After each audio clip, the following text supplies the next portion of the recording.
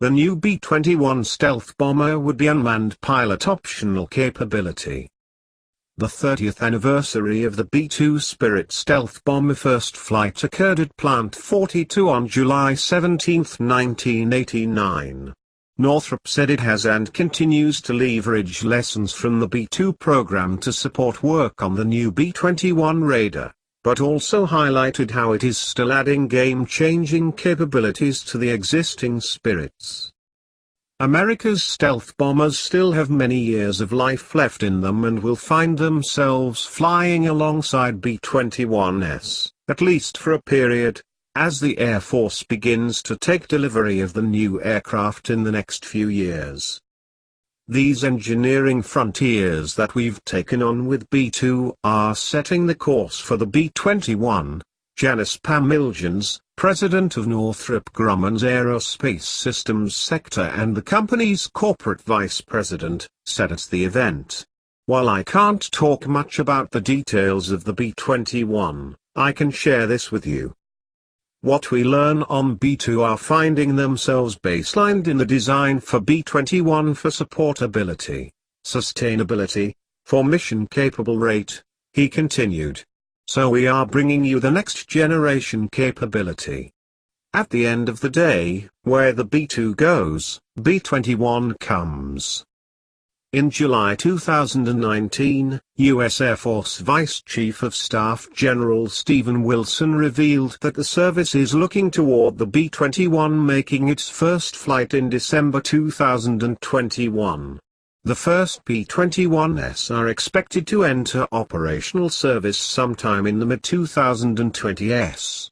U.S. Air Force Major General James Dawkins, head of 8th Air Force, the service's top strategic bomber unit, declined to comment on whether the first B-21s would eventually have a pilot-optional capability.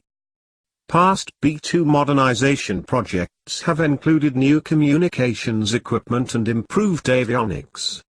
The latest major upgrade effort, which is going on right now, is the Defensive Management System Modernization (DMSM) program. The DMSM upgrades will allow crews to rely less on rigid mission planning and be more readily able to change their routes and tactics on the fly based on situational threat information. Electronic warfare systems will provide an additional set of tools to ensure the B-2s can get to their targets even as potential opponents, especially Russia and China, continue to improve their integrated air defense networks and develop potential countermeasures to detect and engage stealth aircraft. In addition, there has also been talk over the years about adding additional defenses, including hard-kill anti-missile systems, using either physical interceptors or directed energy weapons. These upgrades will ensure that the B-2 remains operationally relevant as the B-21 comes online. The Air Force says that the Raiders will replace the Spirits eventually, but the transition won't be immediate and it remains to be seen what that final schedule might look like. Virtually every independent force structure analysis the service has commissioned recently has called for more bombers overall, which might lead to a reassessment of the exact retirement date for the B-2. The B-2s have a service life of around 20,000 flight hours and none of them have flown more than 7,000 hours after more than 2 decades of active service, according to Northrop's B-2 program manager Sullivan.